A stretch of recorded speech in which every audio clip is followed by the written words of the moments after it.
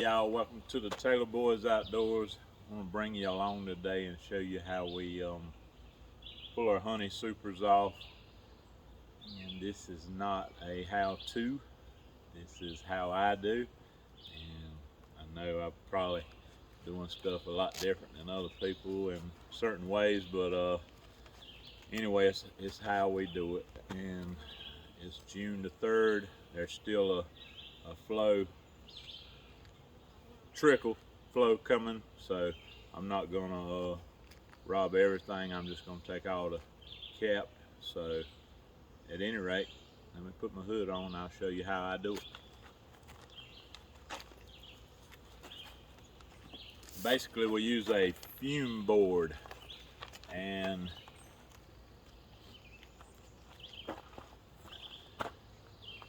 use Fisher's Be Quick. And I don't know how we even wound up using this.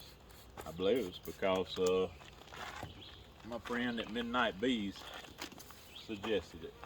So I don't smoke them down because I don't want them getting a mouthful of honey and sitting tight. I want them to leave this at least the top two supers.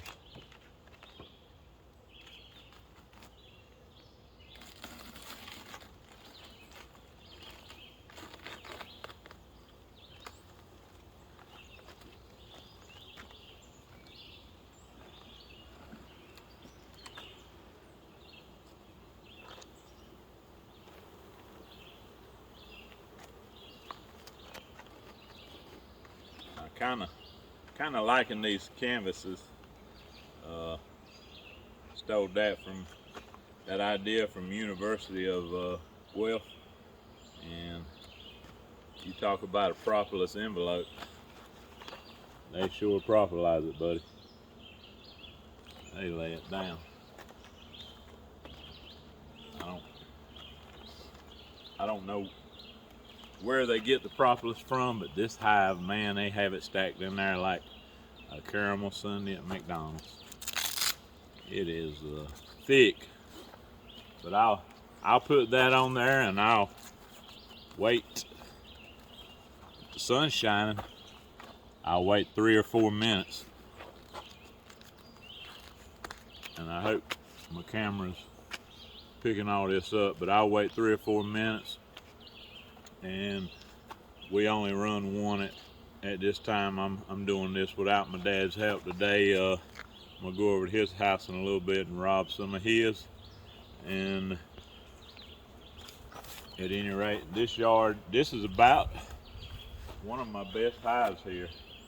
I've got 4 on single brood management, and I initially put this medium on here for or the first medium, which is up here now, for a brood box. I was going to run a medium and a deep, but the queen stayed down. This is a borderline queen from Louisiana, supposed to be a Minnesota Hygienics. So at any rate, she stayed down. So I ended up running it as a single brood management all year, and it has worked well, and she has flat out made some good workers because they're absolutely laying it. We're back. It's been 5 minutes, plus or minus.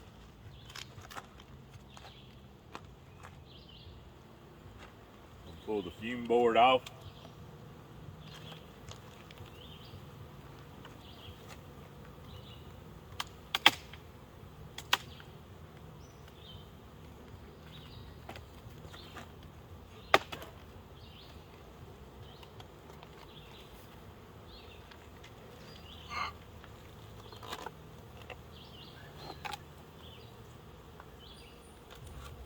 And I already know the top 2 are good to go, so I take my trusty leaf blower hooked to my trusty truck.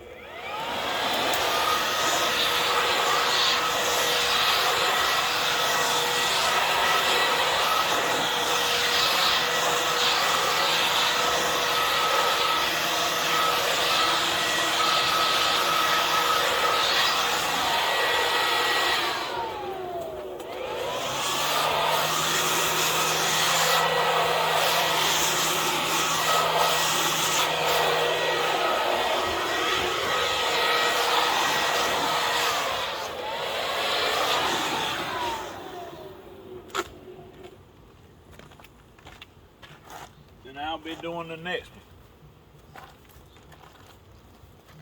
one. Freshen it up.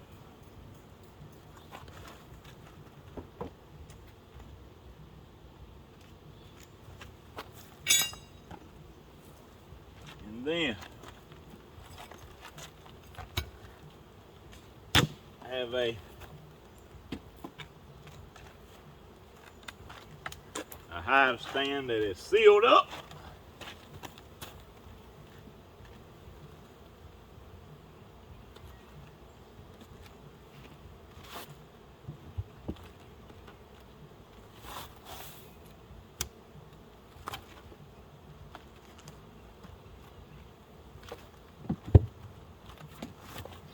So basically I've got a bottom board with an entrance reducer that's taped up and a lid.